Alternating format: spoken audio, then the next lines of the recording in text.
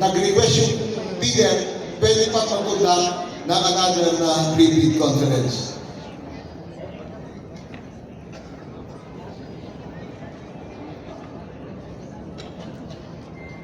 So, sa competitive bidding, there should be this following certificate, PhilGem Certificate of Registration na dapat platinum. Ito man sa private. Sabi ko nga sa kanila, lagyan natin ng measures. How can we encourage the private to give their comment on the performance of the contractors or bidders in private contracts?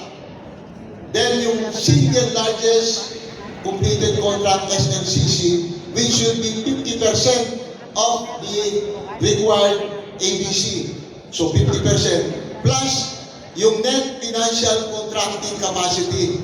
Actually, net financial contracting capacity is current assets minus current liabilities times 15 minus the value of all outstanding works in the ongoing contracts of the bidder.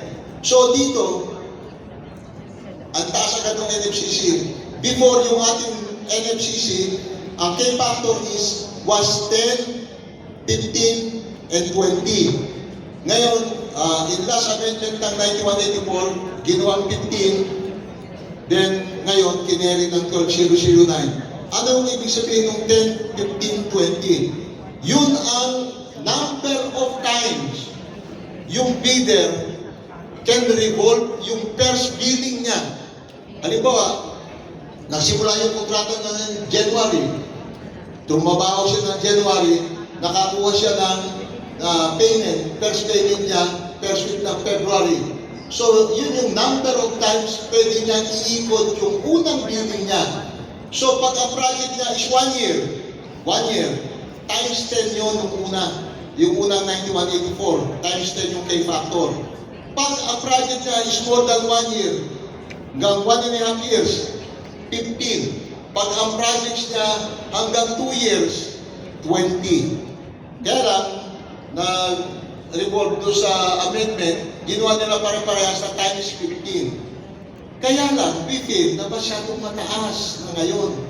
Actually, binaba namin yan when we were writing the IRR. So, binaba namin to only 4. Pero, hindi yun ang nanalo. Of course, yung mga rekomendasyon ng mga politiko natin, i-maintain yung 15.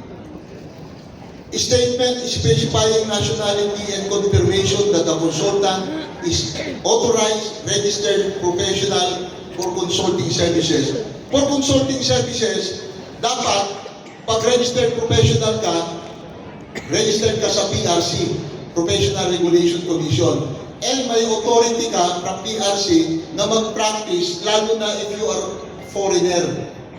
Meron kayang certificate na i-issue ang PRC na authorized ka mag-practice ng profession para doon sa procurement. And it should be updated.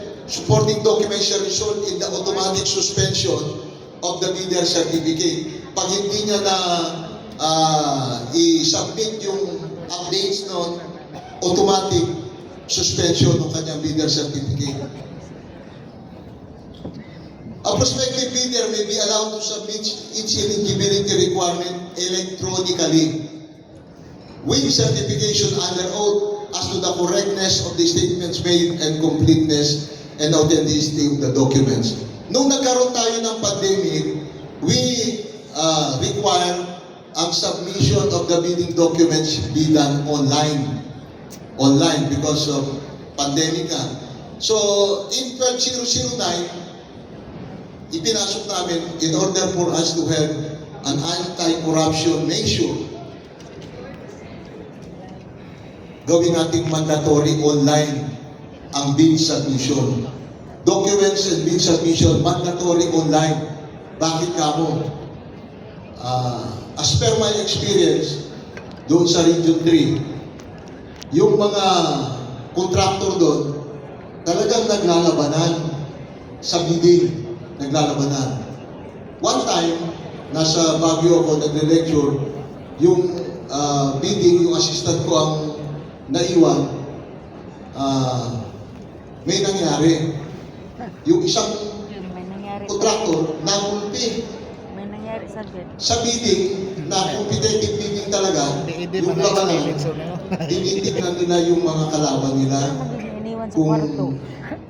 Nangyari. sila talaga ay magsasubmit, magpapabayad, or kung nakausap nila nung the night before, nag-uusap-usap yung mga leaders na yan sa isang lugar para pag-usapan nila kung sino, ako muna mananalo ngayon ha, yung isang project yan, ikaw na. Nag-uusap-usap sila. Nagkataon, yung isang leader, hindi nila nakakasama doon sa usapan. Inipunta ng isang kontraktor.